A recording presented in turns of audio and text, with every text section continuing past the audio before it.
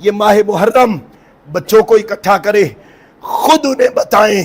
پہلی ذمہ داری ماں باپ کی ہے، ماں باپ اپنے بچوں کو بتائیں یہ حضور کی آل کیا ہے، یہ قربانی کیوں ہوئی، یہ شہادتیں کیوں ہوئیں، اس کے پیچھے لاجک کیا تھا۔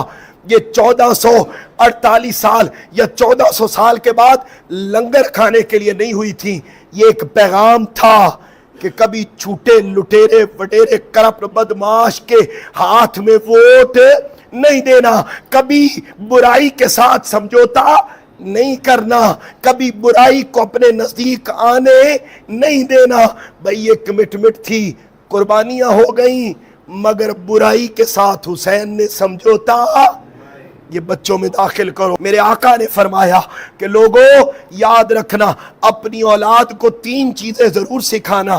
پوچھا یا رسول اللہ کون سی؟